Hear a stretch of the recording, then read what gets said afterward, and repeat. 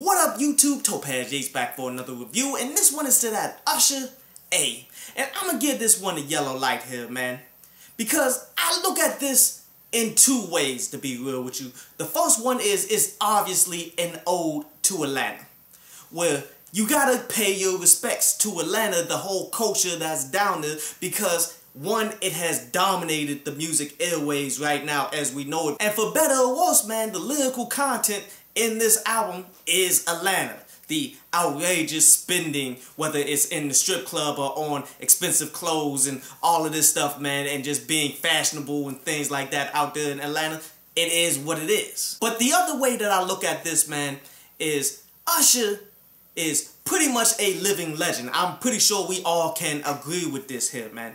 And even though throughout his entire career it's been like this, like, he's never came out with just a full-fledged, like, R&B project. He's always been crossed with pop. He's always been crossed with hip-hop. He's always done other things to propel himself to get the promotion to go out there and make this money. Which, that's just Usher, but yet the real talk is he has the vocal ability to put out straight-up R&B records. He has the skill set to do such a thing. It's just he won't be able to do it and get the promotion to do it. Like, labels don't push that. And yes, Usher is on his own label right here, but his label goes through RCA. Now, it could be Usher is just so stuck in his ways that he won't ever try to do an R&B record, or it could be the labels coming in saying, we need you to do stuff like this because it is the popular culture. I don't know. Nobody will know except for Usher. But all I'm saying is he has the skill set to do it, but yet they're not ever going to back for black R&B singers and stuff like that, like they will do for Adele, in which they try to say R&B doesn't sell, but they will break the bank promoting Adele's new albums, or how they will go ahead and fight Marvin Gaye's family to the bitter end, so that family cannot get a single dollar off the songs that Robin Thicke has been stealing off of them. And this crosses over to hip-hop and such as well, man. Like, when you see the record deals that Mac Miller, may he rest in peace, and that Macklemore signed, or whatever partnership deals that they did way long ago, like, artists that are legends to this day are just now getting the types of deals that they got so long ago. Like, T.I. just signed a deal for that Dime Trap and all of that, man, that Macklemore got offered before he was even hot, when he first made the freshman class. That's the type of deal that he got, but a legend in T.I. just got it. And I'm not trying to take away from what Zaytoven did on this project, you feel me? Because Zaytoven did all of the beats on this joint as his brief 8-track project, man. And he does his thing for a few of these joints. Like, I definitely enjoyed some of the production, as is all true to the Atlanta culture. Like, he did his thing. But my thing is, you don't hardly ever see legends in other genres of music forced to follow whatever the popular culture is doing, instead of sticking to their strength and actually getting some sales based off of the core audience and the promotion that these people will put out for them. But let's go ahead and break down these songs, man, as a lot of them were simplistic and such, but some of them was enjoyable. Like, okay, the first song is that Stay at Home, where that one is featuring Future, where the basic concept is talking about the luxurious lifestyle that they have as stars and how they can do all of this stuff, but yet these women out here be somewhat out of pocket, and they pretty much have trust issues because of such things, man. And I feel as though they're giving off the wrong message to be sent, but yet this is Atlanta though. See, pretty much the message that they are sending on this song is saying, I got all of this money, we do all of this stuff together, you should never leave me. Pretty much saying the relationship is all based around this money.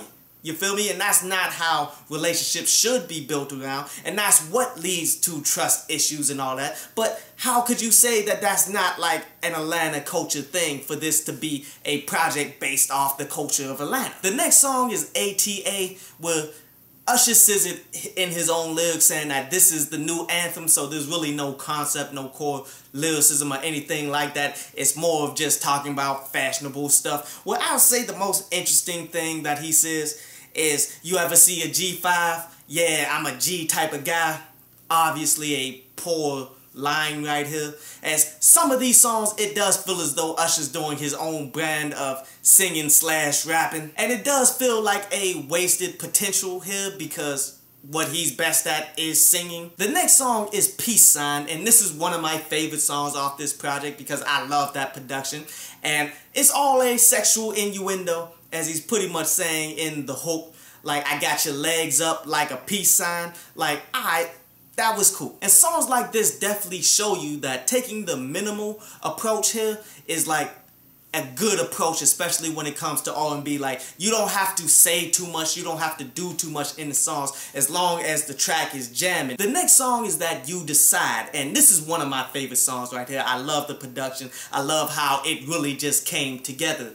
Where the basic concept is pretty much just give me a second chance. Broke up with this chick, and he's pretty much laying it all out on the line like, I really want to get back with you. I'ma leave it up to you to decide whether to take me back. But one thing that I have learned over the years of dealing with women and stuff, dude, like, it's more what Wale said on the project that he did a while ago. I think it was the mixtape About Nothing, where he said, you know, it's just like these big movies. Most times the sequel sucks. So when you break up with your chick over whatever and you're craving to get back with them and all of that, man, you gotta really remember the negative aspects of your relationship. Like, don't focus on all of the good times. I'm pretty sure there was some reasons that you broke up with her the first time, you feel me?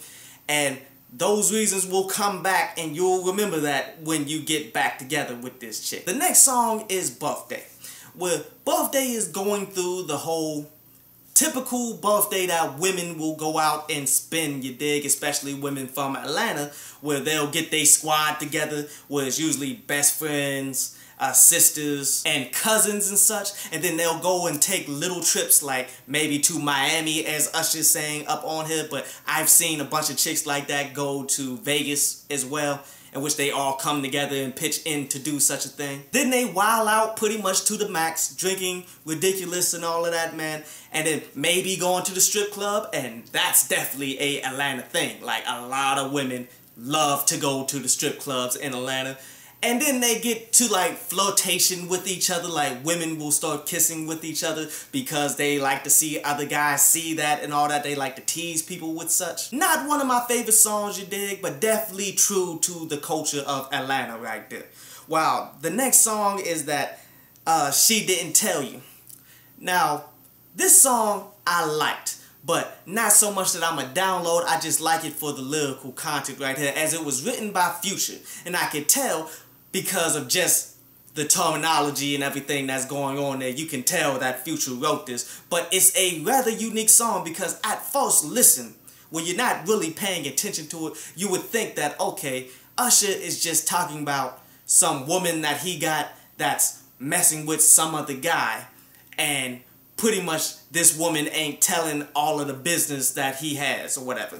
But that's not the case. Like, when you specifically listen to and break down the intro and outro, he's talking to his woman. As he's breaking down, like, yes, I cheated on you, but yet that woman ain't never going to be able to tell you that she did the things that I've done with you.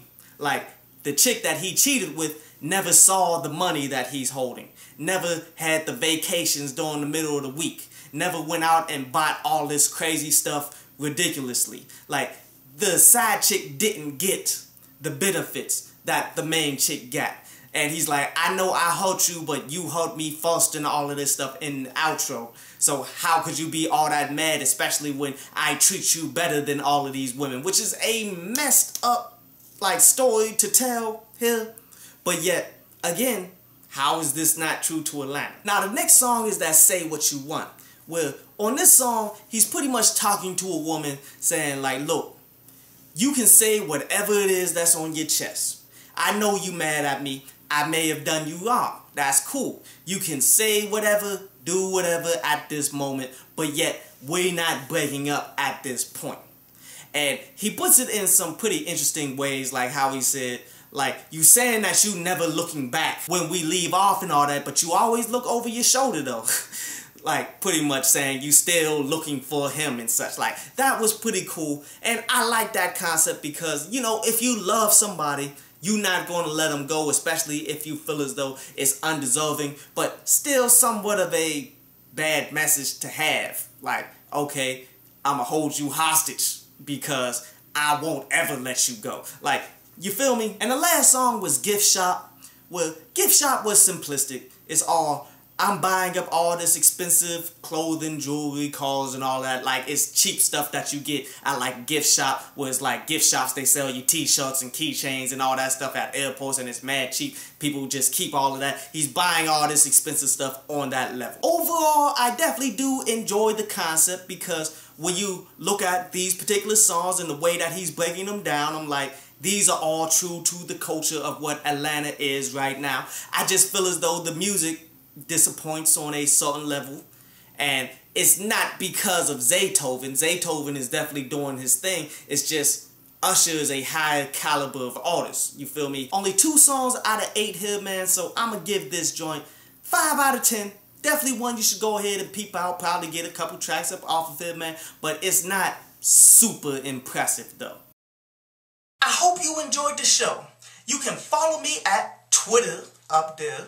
And you can go to downloadpads.com, that's down there, to read today's article.